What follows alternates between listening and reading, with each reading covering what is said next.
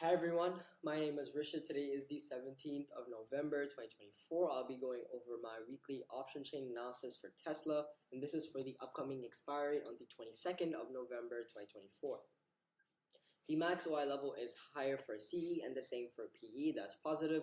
The quantity is higher for PE, that's negative. The change is higher for CE, in this case it's negative. Short squeeze is higher for CE, that's positive. PCR is lower, that's negative. Implied volatility is lower, and historical volatility is higher, that's a positive and a negative respectively.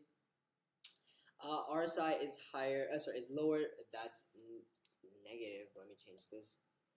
No divergence, that's positive. ADX is higher, that's positive. ATR is higher, that's negative. Both EMAs are higher, that's two positives. VWAP is higher, pivot point is higher, and the candlestick is bearish. So that's two positives and a negative in this case. Let me make sure that the numbers are correct on this. Yeah, okay. The support is the same as last week, as 300. The resistance is 340 from 320 last week, and the prediction is up, although it isn't very strong since it's only up by prediction by what two positives. So it's not particularly strong, but there is still an upward bias for Tesla based on the option chain analysis. That's all for this video. Thank you for watching. Enjoy, and I will see you in the next video.